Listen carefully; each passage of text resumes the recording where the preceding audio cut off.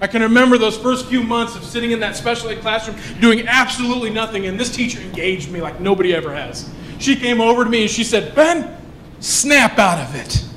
It sounds harsh, doesn't it? But guys, I was so focused in on the uglies. I was so focused in on trying to fit in. I was so focused on the fact that I felt like a mistake.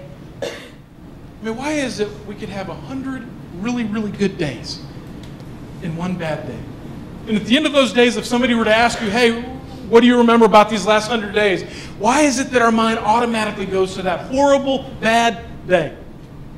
I don't know why our mind does that, but we've got to fight it. And sometimes it takes a coach, a leader, somebody who's willing to engage to snap us out of that mindset. And she said, "Ben, if you sit here and you do nothing, you'll never beat this thing. You will never overcome it."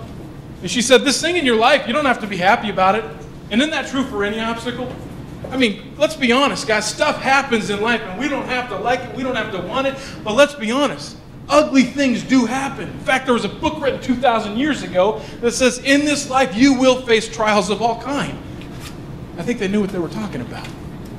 There are going to be bumps along the way. And it's our choice to either let those obstacles overcome us, or she taught me that we could overcome them. And she gave me this pep talk, better than any athletic coach I've ever had. And when she got done, she said, "Ben, study. I want you to try." You know what? That word "try," I mean, it's a little word. It's only 4 letters long, but man, it means something huge. Just seeing if you're still out there. Like that dude just nudged the person sitting next to him like, he really is special. Trying is half the battle. Everything that you guys are learning here these next few days, going back home and actually trying and putting them into practice, it's going to be work. But I tell you what, that big word, if you capitalize on it and you just actually own it, man, amazing things happen. I studied for a week, harder than I had ever studied before in my life. In fact, because of my ADD, because of the dyslexia, because of all of the stuff I struggled with, I actually became an innovator. I'm not a good reader. I don't spell very well. I thank God every day for spell check. You're going to see a book on my table. Guess what? Scott's wife edited the thing. In fact, I talked to her earlier today. She's like, "Yeah, that was a real job." But she enjoyed it, the whole process.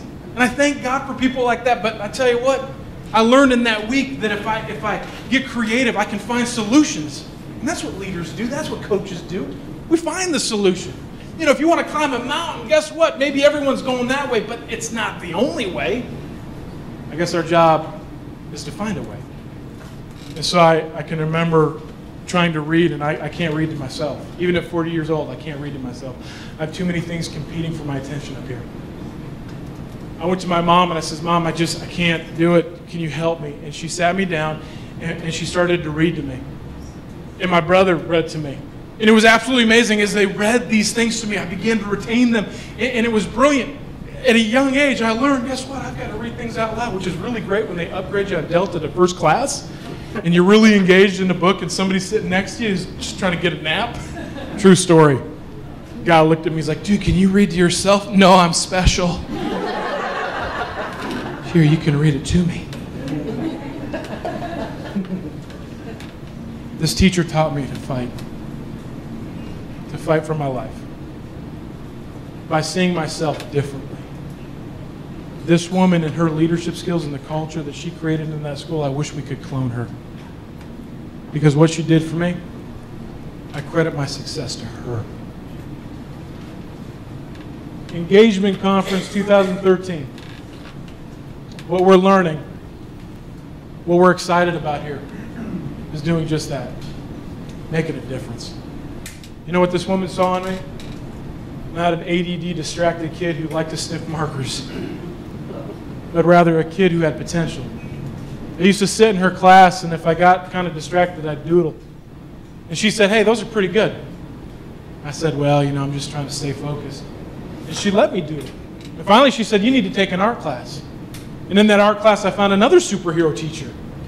As I began to do this art, this teacher said, "You're actually really good."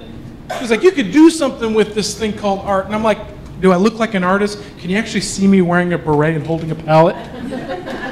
I was an athlete. I thought that's the way I was going to find my success through football and basketball. And this artist, this teacher, she was relentless. And let me tell you something about encouragement. If you actually want to make a difference and you want to engage the people that you work with, you need to be relentless.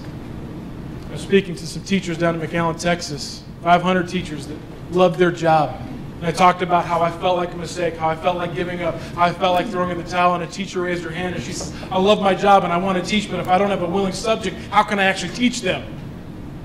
How'd your teachers do it for you? And it kept going back to the same idea. They were relentless.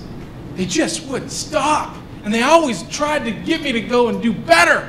And if I did something at a high level, man, they would celebrate it, but then they'd say, let's move on. There's still room for improvement. And because they believed in me, guess what? I bought into it. I believed in it. That teacher that told me that I could be an artist, I would cop an attitude with her. And I'd look at her and I'd say, what am I ever going to do with art? What am I ever going to do with art? Guys, I'm an artist. I'm not the best artist, but I draw fast. And I love to draw. What I'd love to do on this canvas for you is share with you, I'm going to share with myself while I'm up there, what I have had the honor of doing for almost 20 years. I've been into so many really cool places. Why? Because I draw with chalk. You guys sit back and enjoy this picture. Sam, will you do me a favor? Hit that music.